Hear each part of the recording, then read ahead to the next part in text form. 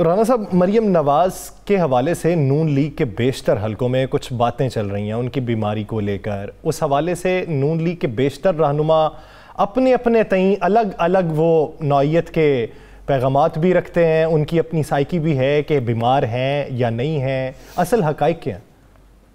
देखिए, अल्लाह ताला के साथ फिर मैं कहूँगा मरियम नवाज़ साहबा को सेहत कामिला अता फरमाए। आमीन। 100 नज़रियाती किसी को इख्तलाफ हो सकता है, लेकिन वो पाकिस्तान की सियासत में बड़ा अहम रोल है उनका। वो एक पार्टी की नायब सदर नहीं है बल्कि हेड कर रही हैं।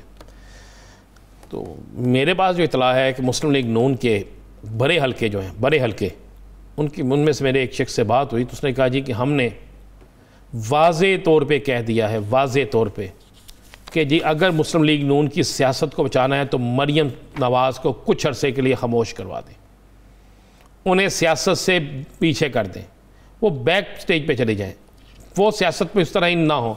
शहबाज शरीफ, हमजा शहबाज, ख्वाजा असफ, ख्वाजा साद रफ़ीक, इनको एक्टिव करना है, राना तनवीर, इनको एक्टिव करें।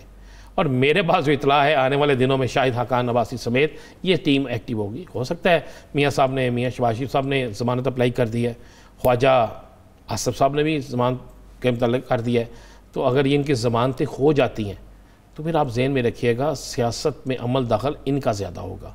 और इनके अमल दखल के हवाले से मरियम के जो करीबी लोग हैं उनको तकलीफ़ तो होगी, लेकिन अब मुस्लिम लीग नून के अंदर ये आवाज़ें उठना शुरू हो गई हैं कि जनाब हमने अपनी हार वक्त से पहले ही हमारी हार हो गई। कि उन्होंने कहा जी कि PDM बनी, लगता था सारा कुछ हमारा है। PDM के इलेक्शन आए, PDM के अंदर आकर सेनेट का इलेक्शन आया, सिर्फ उससे फ़ायदा किसको हुआ? एक शख्स को फ़ायदा हुआ जिसका नाम था यूसुफ रज़ा गिलानी।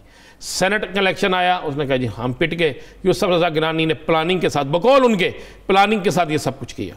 आप ज़रा गौर करें ना, मैं वो चाह रहा था कि अगर वो फुटेज निकले ना तो बड़ी मज़ेदार फुटेज आ रही है सोशल मीडिया पे। वो तारड़ साहब जो है, जब यूसुफ रज़ा गिलानी की जीत पे इस तरह कर रहे हैं, बड़े खुश हैं, और अब वो कहते हैं कि ये सिलेक्टेड हो गए। मतलब ये देखें कितने दिनों की बात, ये सालों की बात नहीं है।